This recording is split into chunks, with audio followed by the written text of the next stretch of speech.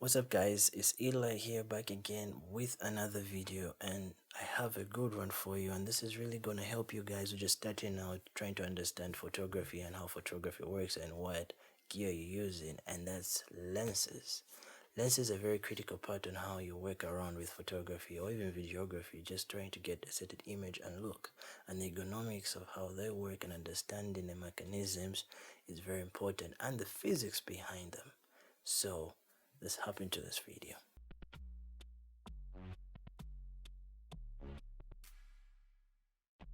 What's the difference between a prime lens and a zoom lens?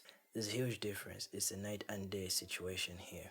A prime lens. What's a prime lens? A prime lens is simply a lens that's designed to have a fixed focal length, and yeah, that's pretty much how I can describe that.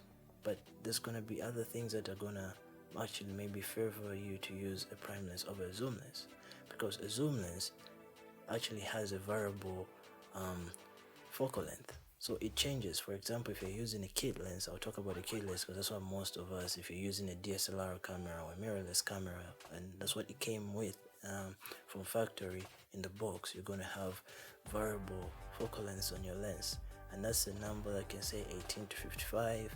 I'm pretty sure other people might say different, maybe it's 55 to 200 and so on. So long as it has a two different digits on top of your lens, when you read out there on the side, it's gonna have 18 to 55 mm, that's millimeters. So why would you prefer one over the other?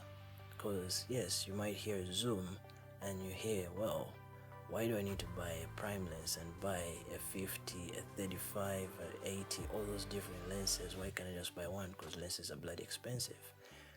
Yeah, I get you. As a beginner, stick to a zoom lens and understand how it works before you can jump onto prime lenses. So if you're a beginner, you're going to learn the benefits of how a zoom lens works by gathering information in terms of focal length. What's the focal length? So in photography, understand these numbers in the simplest way I can explain it. If you have a smaller digit like 18 millimeter, meaning your image or what you're going to be capturing is going to be on a wide field of view. But if you have a smaller number like 55, your image of what you're going to be capturing is going to be smaller and more zoomed in. So that's why it's called a zoomed in lens, because it's changing in between these focal lengths from 18 to 55, 18 to 55. You get the gist. For a 50 millimeter prime lens, for example, that's what I'm going to give because most people have access to a 50 mil. A prime lens 50 mil works in a different way, that if you want to zoom, you can zoom, but it's going to take for you to physically move a drastic distance for you to actually even see any change. For example, I might be actually standing right here, or seated here rather, and be filming with a zoom lens, and I'll be able to change. Like right now I'm shooting an 18 millimeter, but if I plug in a 50 mil lens on this, it's gonna be way zoomed in. If you plan right and invest well in your lenses, you can actually get great imagery, and trust me, and that's why I love prime lenses personally as opposed to zoom lenses.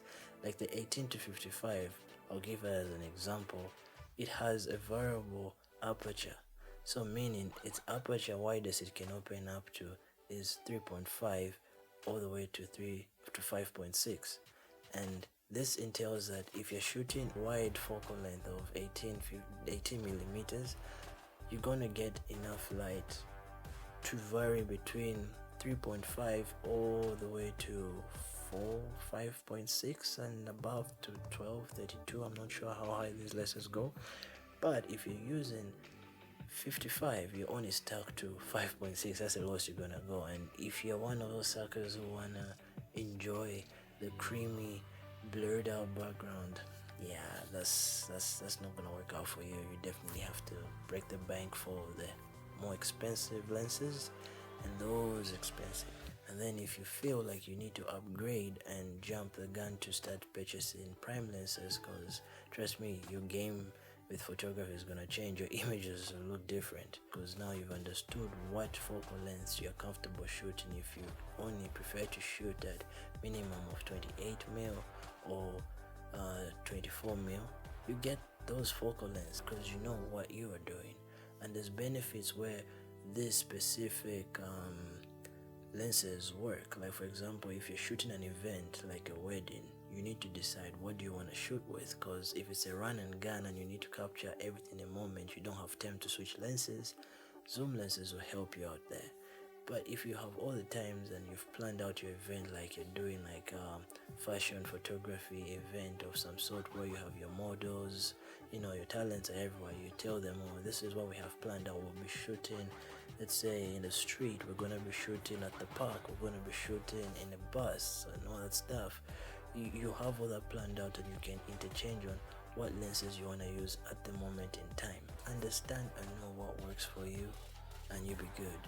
And I hope this video has explained the difference between a prime lens and a zoom lens. And if you do not feel satisfied about that, we can chat in the comments, or I'll definitely make another video explaining on what queries and questions you have and I'll answer those. So that's your boy signing out, and I'll catch you in the next video. So don't forget to innovate, create and repeat, and that's all we need to do, and that's what makes us get better at it. So yeah, catch you in the next video. Ciao.